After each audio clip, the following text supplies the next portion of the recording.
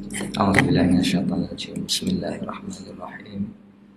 Alhamdulillahirabbil alamin wassalatu wassalamu ala asyrafil anbiya'i wal mursalin wa ala alihi wa sahbihi ajma'in.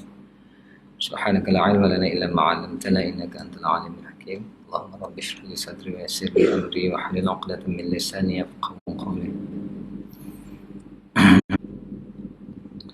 Kita masih lagi di bawah tajuk ataupun usul yang ke-8, usul memahami Al-Quran melalui tartib turun. Dan hari ini kita sudah masuk ke fasa hijrah, tajuk hijrah ke Madinah. Ini sebagaimana kita tahu bahawa daripada satu sudut pembahagian waktu ataupun Al-Quran diturunkan ada dua kategori, iaitu Makkiyah dan Madaniyah. Kalau kita baca Quran tak, surah Quran ditulislah surah Al-Fatihah kepada dia, surah Al-Baqarah dia tulis Madaniyah ke Makkiyah kan. Kemungkinan kita dah tahu dah sebanyak apa itu Makkiyah, apa itu Madaniyah.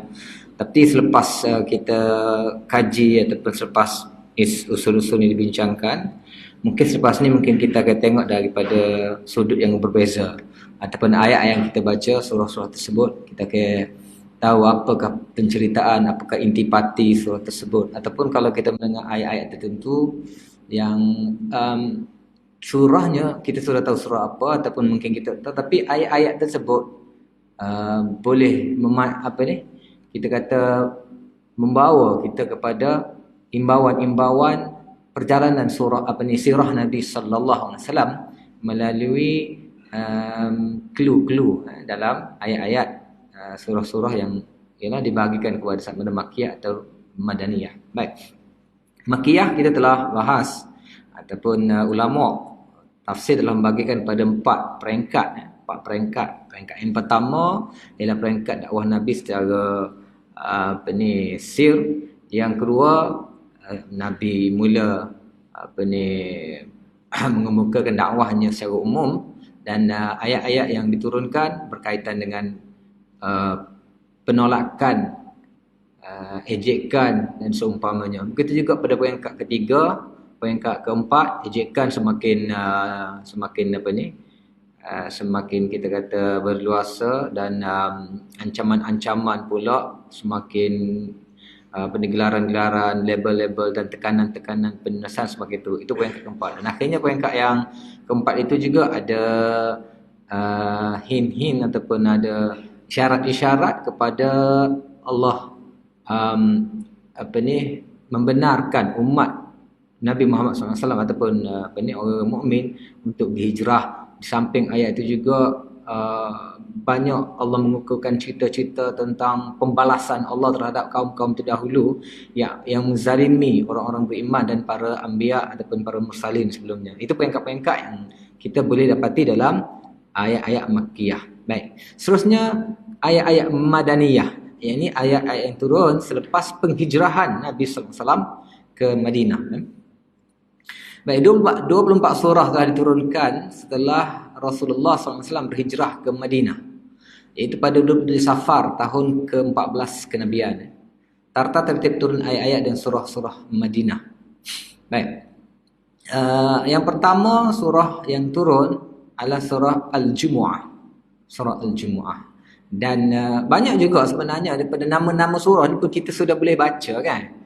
Contoh Jumaat. Jumaat tu mesti dah di Madinah, sebab di Mekah mana boleh lagi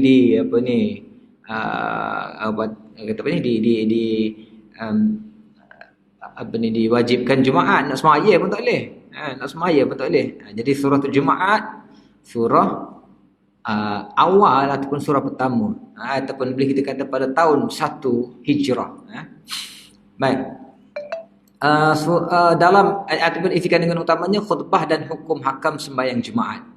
Jadi kalau kita tengok ialah 3 ayat terakhir dalam surah Al-Jumu'ah.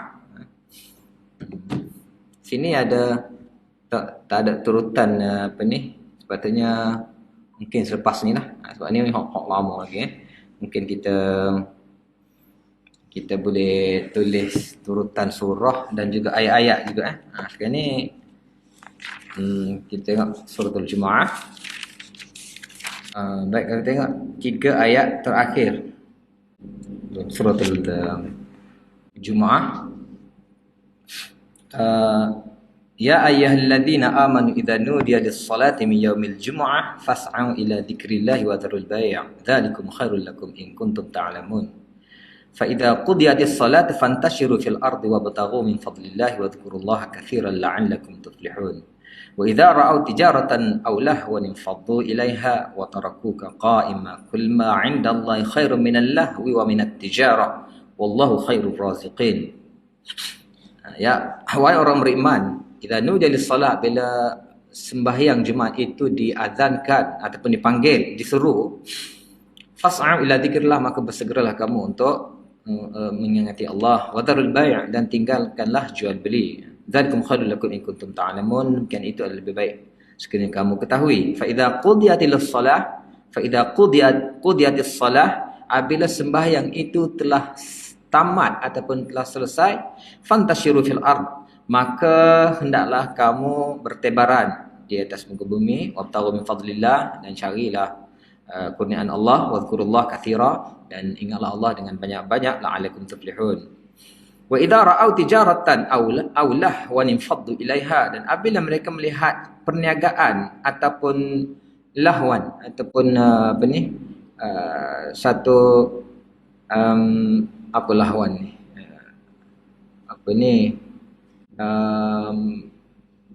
hiburan, infaddu ilaiha, mereka terus ke sana, wa tarakuka qa'ima, dan mereka meninggalkan engkau berdiri.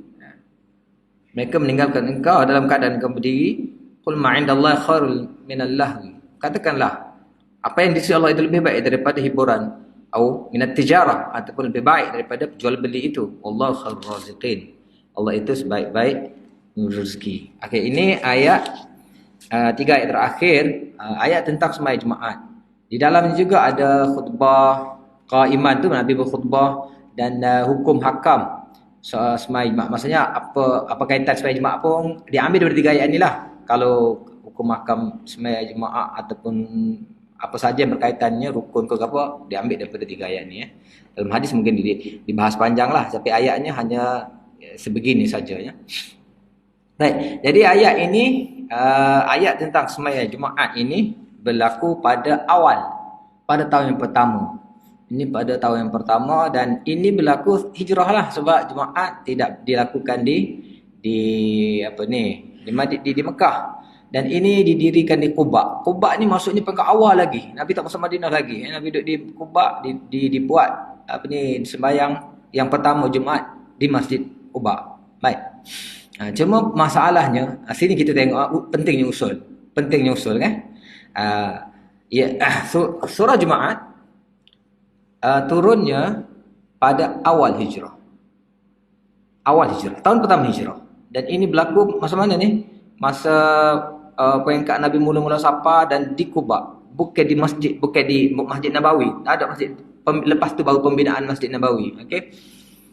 Sebabnya timbul isu kalau kita baca ayat ni, kita tengok masih ada teguran pada Allah SWT kepada para sahabat. Wa idza ra'aw tijaratan aw lahwan infaddu ilaiha wa tarakuka qa'ima qul ma 'indallahi khairun minal lahwi wa minat tijarah, ataupun minal lahwi wa minat tijarah. Apabila mereka melihat ada gerombongan jual beli, mereka terus tinggalkan engkau berdiri, tinggalkan Nabi sore. Kita kena tahu dalam sirah yang pertama, pada peringkat awal sembahyang Jumaat, khutbahnya adalah serupa dengan khutbah raya. Yakni solat dulu baru khutbah. Selepas tu barulah ditukarkan seperti sekarang lah, khutbah dulu baru solat. Jadi apabila telah selesai solat baru khutbah. Okey. Dan kalau kita tengok dalam sirah juga, peristiwa ni berlaku sebenarnya apabila para sahabat, apabila selesai sembahyang, Nabi nak berkhutbah, tiba-tiba satu rombongan dagang datang bersama dengan bunyi-bunyian mereka terus ke sana. Kenapa mereka tinggalkan Nabi sallallahu alaihi wasallam dan meninggal Nabi Al-Quran mengatakan wa tarakuka qa'ima, meninggalkan engkau berdiri untuk berkhutbah, maksudnya tinggal Nabi. Okey, yang pertama kita kena tahu kalau kita dalam sirah, peristiwa tersebut berlaku adalah pada musim kemarau. Musim kemarau dan sahabat pada masa tu tengah syok bagai lah, kita kata begitulah. Kadang-kadang mari tengah bagai tak ada kan. Bagai tak ada, jadi tengah tunggu-tunggulah stok. Tunggu stok. Bila stok ada mari katalah bagai tak ada, stok turun. Kita akan serbu lah. Serbu mana? Kalau Maiden waktu bid dulu serbu Maiden. Ikutlah kan. Jadi pada ketika itu, memang sahabat tengah kebuluran. Bukan kebuluran lah, maksudnya bagai tak ada sebab kemarau. Jadi apabila hari Jumaat, tiba-tiba rombongan luar yang bawa bagai itu mari ketika semaya Jumaat. Selesai semaya Jumaat, bila mereka dengar, terus serbu. Okey, terus serbu. Sebab itulah ada teguran sini. Teguran sini. Tapi sebenarnya ada kaitan dengan sahabat bukan sengaja meninggalkan Nabi, tapi oleh kerana mereka ada setengah mereka yang memang tunggu-tunggu bagai. Dan adakah semua sahabat pergi? Hanya Nabi seorang tinggal? Tak. Bukan semua sahabat pergi. Ada sahabat yang pergi dan ada sahabat yang Abu Bakar atau sahabat-sahabat yang dekat masih ada dengan Nabi SAW. Baik. Katakanlah, sebab gini, sebab ada timbul orang yang boleh kita kategorikan sebagai orang yang selalu mencari kesalahan sahabat, mengkritik sahabat. Dia mengatakan, cuba tengok ayat ini. Memang kalau kita perhati tanpa kita tahu usul ataupun kita tahu waktu mana, ketika mana dan pada tahun berapa, kita akan dapati bahawa sahabat tidak perfect sebagaimana yang kita angkat. Orang sunnah seolah mengangkat sahabat ni begini dah, orang yang sayangan Nabi dan akan mempertaruhkan nyawa dengan Nabi. Tapi tengok ni, Quran sendiri sebut. Dan Quran tegur, kul ma 'indallahi khairun minal lahwi wa minat tijarah. Okey, jadi sahabat ni pakai baik sangatlah. Okey, sahabat ni ada ialah sanggup tinggalkan Nabi untuk tijarah, jual beli dan untuk hiburan. Ada bunyi muzik ke apa, ya biasa apa yang kat tu biasa rombongan dagang adalah bunyian ke apa. Jadi seolah-olah meninggalkan Nabi dengan benda-benda gini. Tahap mana keimanan para sahabat kita persoalkan kan. Jadi kita kata, oh betul juga kalau kita tengok ni, ini teguran direct ni Allah SWT tegur pada sahabat, seolah sahabat tidak menghormati Nabi sallallahu alaihi wasallam. Quran kata wa tarakuka qa'iman. Okey. Jadi kita kena tahu, pertama sekali sahabat bukan sengaja. Sahabat pasal itu tengah menunggu stok barang sebab mereka tengah nisab. Yang kedua, bukan semua yang tinggal. Yang ketiga, sebenarnya semaya telah selesai. Dan Quran juga ayat itu, fa idza qudiyatis salah fantashiru fil ard. Kan? Ayat itu juga mengatakan apabila telah selesai semaya maka intashir. Sahabat dah intishar lah tu. Intishar maksudnya bertaburan. Pergi maksudnya intishar ni habis pakak tubik. Jadi fa idza qudiyatis salah, sembahyang pada itu telah selesai. Dan itu adalah Jumaat yang pertama. Sahabat tak tahu sangat kepentingan khutbah, kaitan khutbah dengan solat. Sekarang ni tak apalah kita belajar. Dak, mana rukun, mana gapo, sehingga yalah kalau dalam mazhab Syafi'i kita kadang-kadang tak boleh kecek lah sebab kita kata solat dua khutbah itu mewakili dua rakaat zuhur yang digantikan dua khutbah. Jadi rukunnya kita kena jaga, tak boleh kecek, batal kita punya khutbah. Tu imam pun tak. Tu imam tu khatib kan. Duduk naik situ kat pegai, tak gerak, nyamuk mari pun tak boleh nak tapas sebab solat. Gantian kepada solat. Jadi kita tak apalah kita belajar. Sahabat ada peringkat tu, peringkat demo pun tak tahu sangat lagi. Okey. Tak boleh kita bayangkan kalau sahabat masih belum tahu hukum yang baik dan Quran tegur, adakah sahabat ini teruk? Banyak peristiwa yang sahabat melalui teguran dan mereka berubah dengan teguran. Kita tengok sahabat-sahabat yang ditegur melalui apa-apa peristiwa pun, selepas mereka ditegur, mereka menjadi seorang yang sempurna, orang yang baik. Nabi SAW tidak menerima sahabat, timur tokoh, sahabat ni comel, macam-macam kerenah yang Nabi terpaksa Nabi terpaksa hadapi. Banyak kerenah. Jadi proses Mekah ke Madinah ke adalah proses tarbiyah, menggilak generasi sahabat dengan tarbiyah Allah dan Rasul. Rasul bagi tarbiyah dan Allah juga bagi tegurannya. Jadi dengan teguran-teguran sebegini, sahabat menjadi manusia yang lebih baik. Sahabat macam-macam. Ada sahabat yang kita dengar kecing dalam masjid. Kan? Adakah lepas tu dia kecing? Tak dah. Ada sahabat yang panggil Nabi dengan nama Muhammad. Muhammad, panggil dengan Muhammad. Lalu Quran tegur sehingga sahabat meriwayatkan bahawa peringkat akhir para sahabat ialah ketuk rumah Nabi dengan kuku. Ketuk dengan kuku. Sebelum ni bukan setakat ketuk, tak tahu lagu mana dah. Katuk di dinding ataupun panggil dengan Muhammad. Tapi selepas tu mereka memanggil Rasul dengan panggilan Rasulullah ataupun Nabi Allah, ketuk kuku. Begitu juga sahabat-sahabat yang banyak yang lain. Sahabat-sahabat yang kita tengoklah banyak sirah kan. Abu Zar Al-Ghifari, macam mana Nabi tegur, dia kata ada dalam diri kau masih lagi ada jahiliah wahai Abu Zar, bila dia balas dengan Bilal. Dia kata wahai anak si hitam. Dia tegur lah ke mana? Tegur, dia letak pipi dia di atas tanah dan dia suruh Bilal pijak muka dia. Banyak lagi lah kita kata sahabat-sahabat yang lain yang melakukan kesalahan, tapi selepas ditegur mereka berubah daripada manusia yang dikategorikan sebagai manusia yang tidak mau dipandang pun oleh Rom dan Farsi. Mereka jahiliyah tapi menjadi manusia yang sempurna. Jadi kalaulah kita kata okey, salah pun sahabat situ, ini peringkat mana? Ini peringkat Nabi masih dikubak lagi kan? Tak ada masjid Nabi tak terbentuk lagi. Tahun pertama hijrah. Dan teguran itu bukannya satu teguran yang menjatuhkan maruah, menunjukkan pengkhianatan. Tak, kita tak boleh nak kaitkan ini satu pengkhianatan ke gapo. Biasa dah ingat. Kita tak tahu sangat lagi hukum. Dah semaya sesadah. Tiba-tiba bunyi ada rombongan mari. Pakak gilah kerumun. Pasal lama duduk tunggu. Jadi sebenarnya atas sudut kita tengoklah. Kalau kita ni mata lalat, kita akan nampak tahi, gitu ya. Kalau kita ni mata lebah, kita akan nampak madu. Jadi orang yang selalu nak cari keburukan sahabat, inilah antara, kalau kita kata dia nak jual dengan hadis-hadis sirah-sirah palsu, tak laku, kita tak beli kan. Jadi dia nak jual dengan hadis-hadis yang sahih dan ayat-ayat Quran, menunjukkan bahawa sahabat ni teruk. Tapi kita tengok daripada sudut yang lain, tak teruk pun. Kita tahu sebab apa? Ini melalui usul yang kita belajar, ini adalah pada tahun pertama hijrah. Nabi baru sapa. Pertama kali sembahyang Jumaat. Orang tak tahu sangat lagi tentang sembahyang Jumaat. Kebetulan ada pula masuk. Jadi kita yang ada usul begini, yang tahu latar belakang cerita, kita nampak bahawa tak ada masalah pun. Biasa, tak ada benda pun. Malah kadang-kadang apa yang mereka menganggap kekurangan itu sebenarnya sudut kita adalah kebanggaan. Okey. Jadi itu yang pertama, solat Jumaat dan juga berkaitan hukum hakam, khutbah dan seumpamanya turun dalam suratul Jumaah. Baik, seterusnya suratul Hajj.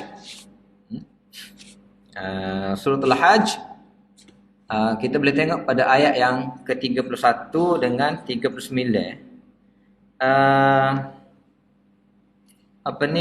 Mungkin ada kesilapan dalam nota. Tak silap dalam nota dia tulis mana tinggal nota ni. Ayat yang ke-15 ke? 35 tak? Sebenarnya ayat yang tepat ialah ayat ke-39 41. Ayat ke-39 41 dalam surah Hijr. Surah Al-Hajj. Kita yang surah Al-Hajj ayat ke-39 dan 41.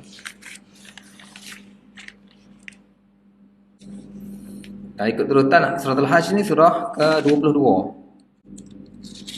Cuba tengok ayat 39 dan sampai ke 41. Okey, dalam surah Al-Hajj ni ada kebenaran berperang demi mempertahankan diri. Jadi kalau kebenaran perang ataupun ayat tentang perang, tentang lawan, tentang bangkit, ini ciri-ciri surah Madani ataupun surah Madinah. Sebab zaman Mekah ayat-ayat tentang bertahan, bersabar. Innallaha ma'as-sabirin. Ulaika hum Jadi apa ni, pujian Allah, saranan Allah banyak atas bertahan. Begitu juga dengan mengemukakan cerita tentang kaum dulu pun ditolak, ditakzib, diseksa. Jadi Allah belum benarkan.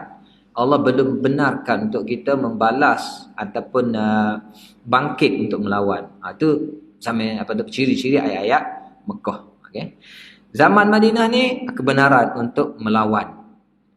Cuba tengok ayat yang ke-39, 40 dan 41. Udzina lil ladzina yuqataluna bi annahum zulimu wa innallaha 'ala nasrihim laqadir. Alladzina ukhriju min diyarihim bighairi haqqin illa an yaqulu rabbuna Allah walaula daf'ullahi an-nas ba'dhum bi ba'din lahuddimat sawami' wa bi'un wa salawat wa masajid yuzkaru fiha ismullahi katsira wa la yansurunnallaha man yansuruh innallaha laqawiyyun 'aziz. Alladzina immakkannahum fil ardi aqamus shalah wa atuz zakah wa amaru bil ma'ruf wa nahaw 'anil munkar walillahi 'aqibatul umur. Diizinkan untuk orang-orang yang diperangi, yakni diizinkan berperang untuk orang-orang yang diperangi. Okey, peringkat ni pengizinan perang kerana mereka diperangi. Bi annahum zulimu, kerana mereka dizalimi. Jadi Allah SWT membenarkan apabila peringkat telah berlaku kezaliman yang sangat-sangat melampaui batas, lalu diizinkan perang. Bukan disuruh berperang untuk memerangi orang yang tidak memerangi kita. Keizinan di sini sebab kita dizalimi. Ini peringkat Madinah. Madinah disuruh berperang. Wa innallaha 'ala nasrihim laqadir, dan Allah sebenarnya mampu ataupun maha kuasa. Allah berkuasa untuk membantu mereka. Allah bukannya biarkan mereka. Allah bukannya tinggalkan ataupun Allah tidak membantu mereka selama ini. Allah boleh membantu, tapi ini peringkat-peringkatnya. Peringkat yang harus bertahan, peringkat yang harus bersabar. Sampai satu peringkat barulah ada kebenaran untuk bertindak. Tidak boleh bertindak melulu. Jadi ni ayat Allah suruh bangkit kerana mereka selama ini sudah dizalimi, dan Allah sebenarnya mampu untuk membela mereka. Ini ayat Madinah. Alladzina ukhriju min diyarihim, orang-orang yang dihalau daripada negeri mereka. Yang ni daripada Mekah lah, dihalau daripada Mekah pergi ke Madinah. Bighairi haqqin illa an yaqulu rabbuna Allah. Dan dihalau itu bukan dengan sebab apa pun, bukan dengan sebab yang patutnya, hanya kerana mereka mengatakan rabbuna Allah. Mereka diseksa, dihalau, diusir, ditindas dan seumpamanya. Kesalahan mereka, kalau kita nak katakan kesalahan, adalah hanya kerana mereka mengatakan Tuhan kami hanyalah Allah. Ya? Bukan kata Rabbuna Allah tu Tuhan kami adalah Allah, maksudnya Tuhan lain. Sebab kita kata sebenarnya orang musyrikin, dia kalau kita kata Tuhan kita adalah Allah saja lagu tu, dia masih belum marah. Sebab dia pun mengaku kan, wala in sa'altahu man khalaqas samawati wal ard la yaqulunna Allah. Kalau kita tekan siapa yang sebenarnya yang berkuasa, siapa yang sebenarnya yang mencipta langit ke apa, mereka akan jawab Allah. Setakat kita kata Rabbuna Allah tu, dia tak marah, dia pun kata tak berapa ramai orang apa ni, orang Arab jahiliah bernama Abdullah. Tak ada masalah, dia tidak menolak Allah kan, malah dia menganggap Allah lah Tuhan yang mencipta langit dan bumi. Cuma masalahnya mereka itu syirik. Mereka tidak percaya Allah seorang saja mampu untuk mentadbir alam. Jadi mereka adakan sembahan-sembahan yang lain. Jadi hak syirik inilah hak yang kita bawa, kita nak tolak, kita bawa tauhid. Tauhid tu yang mereka marah. Setakat mengatakan Allah itu Tuhan kami, mereka tak marah lagi. Jadi illa an yaqulu rabbuna Allah, di sini maksud mengatakan hanya Tuhan kami hanyalah Allah, dengan menolak syirik. Itu yang mereka marah. Sebab musuh sebenar tauhid adalah syirik. Tak, musuh Allah sebenar, musuh tauhid, musuh untuk mengesahkan Allah adalah syirik. Sama juga musuh Nabi, apa dia? Bid'ah. Musuh dalam kita kata menegakkan sunnah adalah bid'ah. Jadi syirik itu sebenarnya. Walaula daf'ullahi nasa ba'dhum ba'din lahuddimat sawami'. Kalau Allah tidak menahan sebahagian mereka dari sebahagian yang lain, nescaya akan hancurlah sawami' wa bi'a wa salawatu masjid ni. Apa ni, kuil-kuil ataupun apa ni, gereja-gereja dan semua. Jadi hak ni pun kita dia tengok dah bahawa hak ni semuanya di Madinah, sebab di Mekah tak ada. Di Mekah dia bukan masyarakat majmuk, kan. Bila Nabi SAW masuk ke Madinah, di situ baru bermula masyarakat majmuk. Ada pelbagai jenis ni kita kata Nabi berhadapan kan, apa ni, Yahudinya, biara ataupun apa kita kata pendeta-pendetanya. Jadi ini ayat-ayat Madinah. Alladzina immakkannahum fil ard, yakni orang-orang yang kami tetapkan mereka di bumi, yang kami kukuhkan tapak mereka di bumi, yakni Mekah lah, apa di Madinah lah. Maksudnya orang-orang yang kami beri kerajaan kepada mereka. Makkannahum fil ard. Sebab tamkin ni tak ada di Mekah. Di Mekah mereka ditindas. Di Mekah mereka dihalau, tak boleh nak bersuara. Jadi tamkin sini jadi kemah, kukuh, bernegara, bertapak.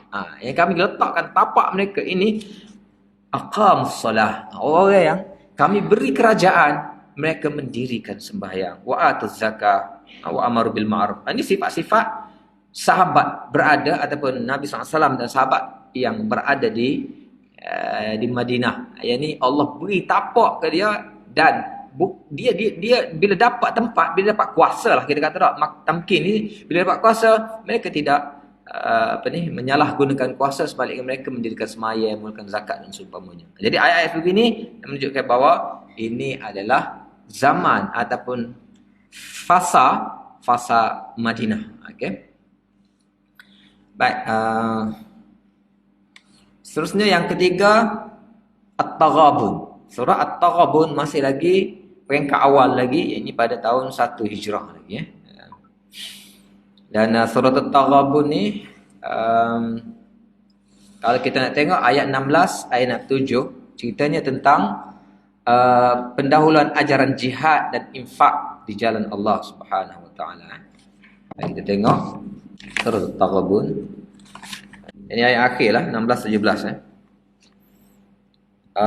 Fattaqullaha mastata'tum wasma'u wa ati'u wa anfiqu khairan li anfusikum wa man yuqa shuhha nafsihi faulaika humul muflihun.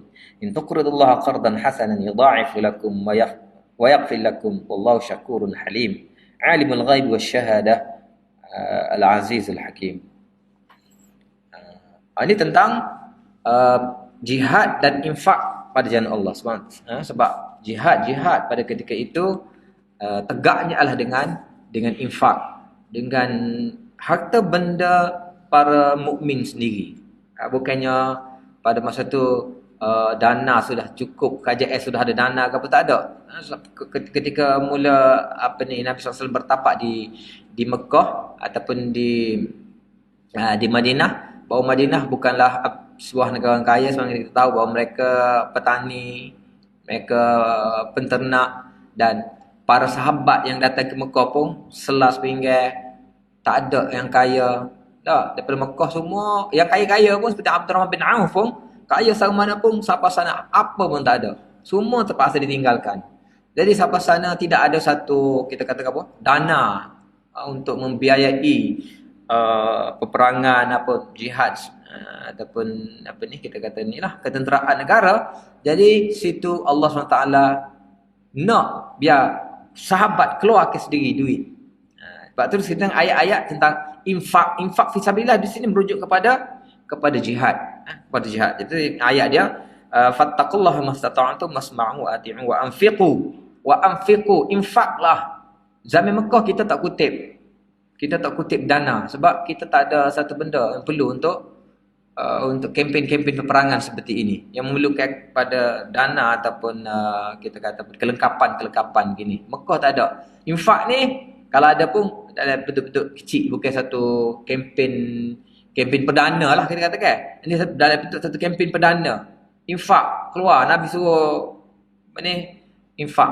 Ayat Quran banyak selain pada ini yang Allah guna perkataan Allah nak beli, innallaha ashtara minal mu'minina anfusahum wa amwalahum bi anna lahumul jannah. Allah nak beli, siapa nak jual, Allah nak beli, nak bayar dengan syurga. Jadi infak. Jadi ayatnya berbunyi wa anfiqu khairul li anfusikum wa man yuqa syuha nafsihi. Berinfaklah, itu lebih baik pada kamu, siapa yang dapat menjaga daripada syuha nafsih, daripada rasa kikir, daripada kedekut diri. Sebab ada orang ni, ada juga sikap orang yang yalah duit kita susah nak tubik, tapi bang siapa yang tolak benda ni,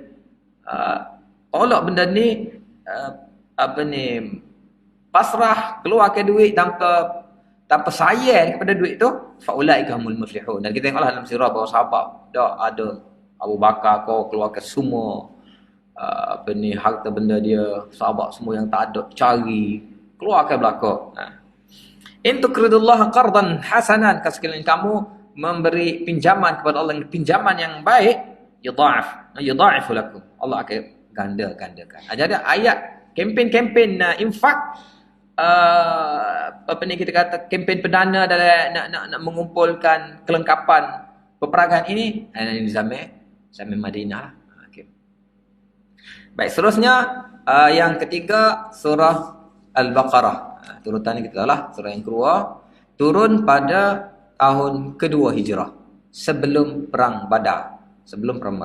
Dalilnya ada perubahan arah kiblat, kepimpinan satu hukum-hukum syariat yang baru. Kita baca dalam surah ni, surah Madinah, dan ayat-ayatnya tentang banyaklah sebenarnya, sebab surah ni panjang kan. Antaranya yang kita ambil sini adalah tentang perubahan arah kiblat. Kalau kita baca dalam ni juzuk yang kedua lah, saya qulu sifat minan nas kan.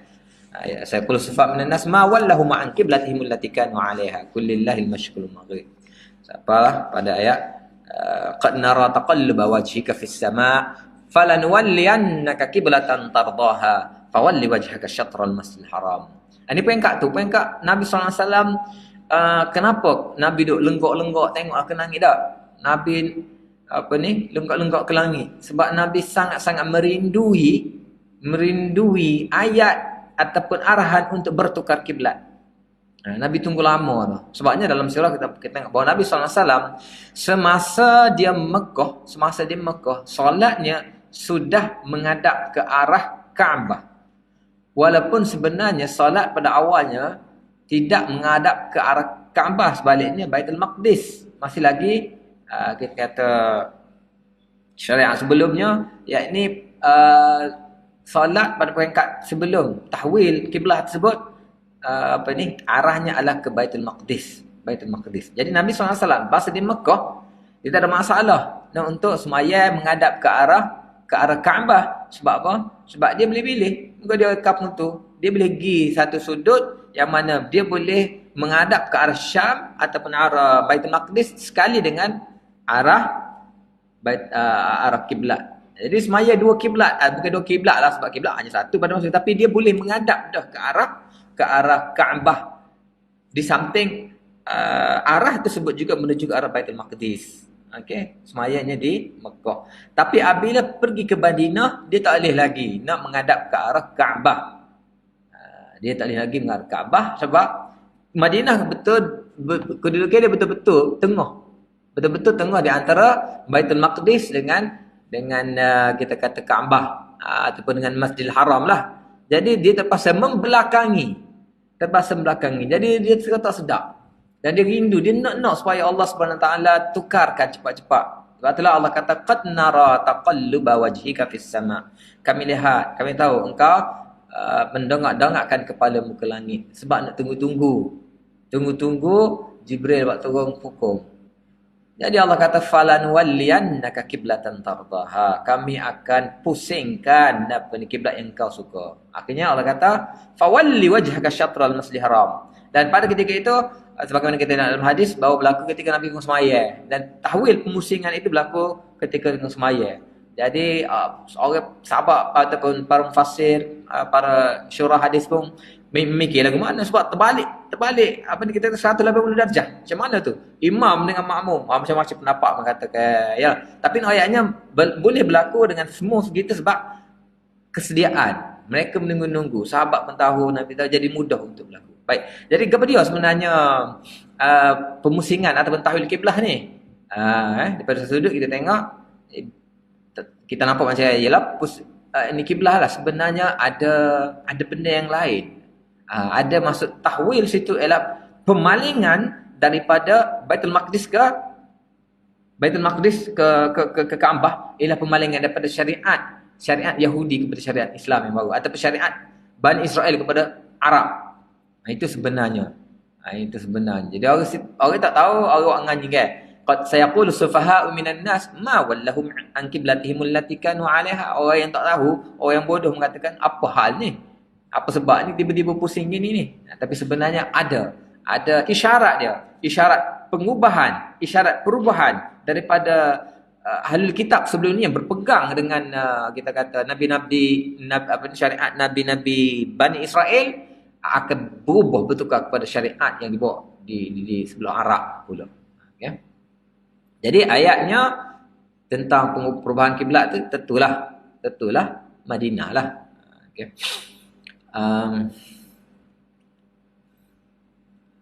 Seterusnya At-Talaq. At-Talaq turun pada tahun 2 Hijrah. Turunnya sebelum perang Badar. Penggunaan hukum talak dan azab yang menimpa umat yang terdahulu. Okay. Kita tengok surah At-Talaq, tengok ayat yang keempat dan sampai ke-7. Wallati ya'isna minal mahid min nisa'ikum in irtabtum fa'iddatuhunna 3 ashhur wallati lam yahid wa uladul ahmal ajalahunna ay yad'an hamlahun wa may yattaqillah yaj'al lahu min amri yusra dzalika min amrillahi anzalahu ilaikum may yattaqillah yakaffir 'anhu sayyi'ati wa ya'dhim lahu ajra askinuhunna min haitsu kantum min wujdikum wa la tudaruhunna lidayyiqu 'alayhin wa in kunna ulatul hamlin fa'anfiqu 'alaihin hatta yad'an hamlahun. Ini ayat-ayat tentang hukum-hukum tolak lah, hukum tolak. Jadi hukum-hukum tolak ni ayatnya adalah ayat Madinah, Baik, seterusnya yang keenam, surah Muhammad. Surah Muhammad turunnya pada tahun 2 Hijrah sebelum perang Badar. Etika perang dan galakkan berinfak. Jadi bab perang, bab infak ni memang ayat-ayat Madinah lah. Ayat Madinah. Kita tengok dalam surah Muhammad, kalau turutannya surah yang ke-47.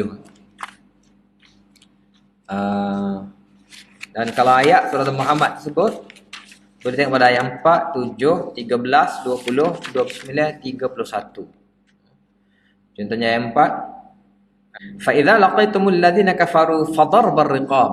Ayat ni bunyi lain dah tu kan? Tak serupa lah dengan ayat-ayat Madinah tu. Fa idza laqaitumul ladzina kafaru fadarbar riqab. Apabila kamu bertembung dengan orang kafir, maka pancunglah lehernya. Hatta idza asqantum fashaddul wasaq fa imma mannan ba'd wa imma fida'an hatta tadal harbu awzaraha. Dzalika wa la yasha Allah lan tasara minhum walakin liyabluwakum ba'dukum ba'd. Jadi ayat-ayat yang sebegini, ayat-ayat bunyi apa ni kita kata, ayat-ayat tentang merdeka, ayat-ayat tentang apa ni kekuasaan gini adalah ayat-ayat, ataupun kita kata ayat perang lah, ayat perang begini adalah ayat-ayat Madinah lah, ayat-ayat Madinah. Jadi tak serupa dah peringkat dulu. Dan kita tengoklah selain daripada tu surah-surahnya, selain pada kita sebut ni ayat-ayatnya apa ni sastra kan, ayat sastra, ayat-ayat tentang cerita-cerita dulu. Madinah ayatnya lebih straight. Ayat Madinah lebih straight, dia lebih direct to the point, tak ada guna tasbih yang ni. Contohnya kita kata ayat ni, ataupun kalau kita baca surah Bara'ah ke, ada ayatnya terus menikam, ayat-ayat menikam saja tu. Nah. 13-20. Maka ayat min qaryatin hiya ashaddu quwwah min qaryatik allati akhrajatka ahlaknahum fala nasira lahum. Ayat ni terus direct tuju kepada kaum Mekah yang telah menghalau Nabi sallallahu alaihi wasallam. Jadi gitulah kalau kita tengok ayat-ayat tadi, mungkin kita boleh kongsi semula sebab sini tak ada dalam apa ni Ni kita tidak ditulis ayat-ayat tersebut. Sepatutnya seledah ni. Sebab ni masih lagi pakai orang lama. Baik, seterusnya surah Anfal. Okey, surah Anfal. Turunnya pada 2 Hijrah. Berlaku selepas perang Badar. Dalamnya isi kandungan etika perang dan hukum-hukum harta rampasan perang. Nama pun tak. Nama pun surah Al-Anfal. Anfal ni apa? Anfal ni adalah harta ataupun barang bernilai yang ada pada diri musuh. Maksudnya kalau dalam peperangan, kalaulah seorang yang kalau seorang terbunuh, apa yang ada pada dia tu milik siapa? Dia panggil anfal tu milik siapa? Nabi SAW terputuskan milik orang yang berjaya membunuhkannya. Dia pakai Rolex ke? Rolex tu orang siapa? Dia pakai pen, pakai ikutlah barang-barang yang berjenama. Contohnya kita kata kalau dalam itu juga baju perang lah, baju besi tu adalah mahal harganya. Ataupun apa saja yang ada pada dirinya itu hak milik siapa? Anfal. Okay, nama surah ni pun kebanyakan kalau kita tengok nama-nama surah pun sudah mewakili zaman ataupun kita kata waktu ni tanzil ataupun waktu surah itu diturunkan ya. Jadi kalau kita tulis dalam surah Al-Anfal, baik ya, boleh tengok pada ayat 1, 7, 19, 26, 56 sehingga 62, 64, 71. Kalau kita nak baca berlaku pun, kalau nak baca berlaku pun rasa kita kira kongsi anak sebut ni jelah. Anak sebut apa ni? Nombor-nombor ayat saja. Sebab kalau nak baca berlaku pun ialah baik, seterusnya surah As-Saff. Surah As-Saff yang ke-8 ataupun turutan dia adalah surah ke-61. Turunnya pada tahun ke-3 Hijrah selepas perang Uhud. Ini kamu boleh isi kandungan kamu akan beroleh kemenangan jika kamu membela agama Allah. In tansurullah yansurkum. Ini janji Allah. In tansurullah yansurkum. Wa kana haqqan alaina nasrul minna. Bab ayat-ayat begini ni, ayat Madinah lah, ayat perang. Ayat peringkat awal ni, peringkat tahun ketiga ke-4 ini. Jadi Allah bangkitkan. Allah seolah macam apa panggil? Allah cetuskan, Allah bakar semangat bahawa kita kena bantu agama Allah. Kita tidak selama-lamanya berada pada peringkat ataupun fasa ditindas. Bukan. Fasa bangkit dan menegakkan agama Allah, bangkit memperjuangkan keadilan. Sebab keadilan itu bukan untuk kita saja, keadilan itu untuk semua orang. Dalam perjuangan Islam kita mempromosi keadilan biar semua orang merasai keadilan Islam itu. Sebab itulah dengan jihad, dengan bangkit, dengan membantu agama Allah SWT. Okey.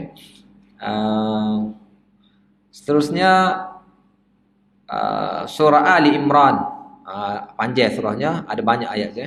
Tahun ke-3 Hijrah, usaha-usaha dalam memenangkan agama Islam. Saya rasa pun ini saya rasa kita boleh baca sendirilah. Sebab kalau baca berlaku pun ya. Contohnya dalam Ali Imran ni boleh tengok pada ayat 13, 19, 22, 83, 89, 102. Okey. Surah yang ke-10 atau dari keturutan surah ke-59 surah Hasy. Tahun turun 4 Hijrah. Rawatan penyakit nifak dengan sifat-sifat Allah. Jadi nifak ni adalah satu penyakit. Nifak ni adalah satu penyakit. Dia punya penawar penyakit dia adalah dengan mengingati sifat-sifat Allah. Kalau kita mengenal Allah SWT, akan hilang sifat nifak tersebut. Ya, sebab apa ya kita masih ada nifak tu? Masih lagi sebab kita tak yakin sangat dengan Tuhan. Kita masih lagi boleh, kita nak menipu siapa? Kita boleh tipu orang depan kita. Kita tak boleh tipu diri kita sendiri kan? Orang depan boleh. Dan kita boleh tipu Tuhan. Kita rasa kita boleh tipu Tuhan, maksudnya kita tak kenal lagi dengan Tuhan. Jadi kita kata apa ni? Kita mengenal sifat Allah, kenal siapa Tuhan, kita tak boleh lagi nifak. Maksudnya sifat nifak akan hilang dengan kita mengenal sifat-sifat Allah SWT. Jadi suratul Hasy ni boleh tengok pada ayat 22 hingga 24 ataupun daripada awal ayat 2 hingga ayat 7. Dan segitulah seterusnya. Surah-surah yang lain pun mungkin kita boleh tengok sendirilah, berpandukan kepada kepada nota dan tarikh turun dan isi kandungannya. Cuba baca sendiri, cuba selami. Kalau tak faham, tengoklah terjemahan, tengok selami sendiri dengan sebab kalau kita nak baca belaka takut Ana rasa untuk usul yang ke-8 kita tamatkan hari ni. Kita tamatkan hari ni. InsyaAllah boleh tengok sendirilah berbandingkan nota tersebut. Esok insyaAllah kita mulakan dengan usul yang ke-9. Usul yang ke-9. Setakat itulah untuk hari ni. Wallahu a'lam. Subhanakallahumma wa bihamdika, asyhadu an la ilaha illa anta